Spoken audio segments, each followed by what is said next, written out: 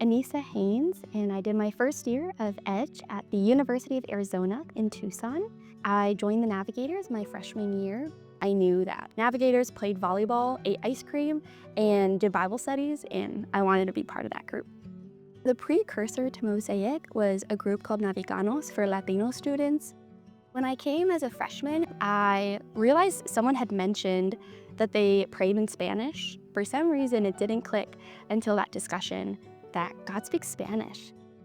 I really enjoyed the community. We just sat at a table, and that felt so significant. In college, you're constantly either eating alone, eating at like a tabletop, and so to sit at a table that was actually full was something so special to have during college. And so that aspect of community is what drew me in, and the fact that there were other biracial students.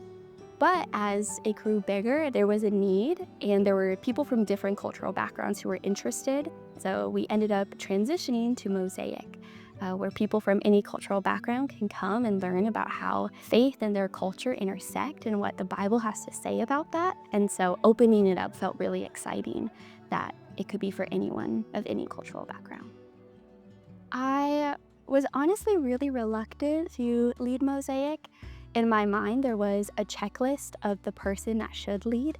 Each person has a different view of a real blank of that ethnic group, of like, oh, you're a real Mexican if you XYZ. And I realized that there is this list of, is it the foods you eat? Is it how you look? Is it where you were born? Is it what traditions or festivals you celebrate? Is it the language you speak? And I just realized that each person you talk to will have a different way that they would measure that. And the Lord really pressed upon my heart, 2 Corinthians 12:9, of my grace is sufficient for you, for my power is made perfect in weakness.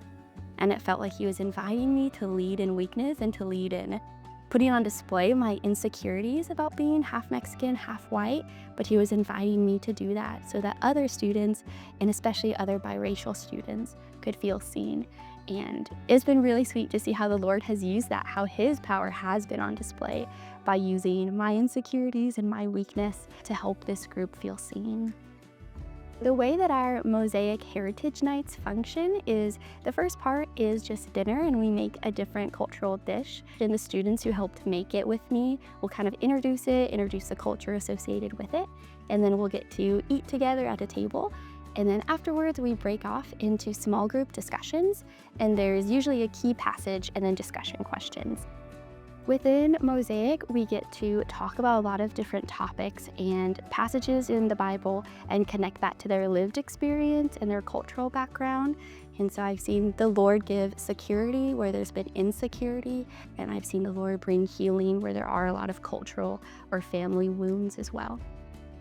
At the Navigators, we really want students to walk with Jesus, not just in college, but for their lifetime. We want them to be walking with Jesus up until kingdom come. I think that Mosaic plays such a beautiful part in casting the vision of we have a big God who is the God of the world, who's the God of the nations.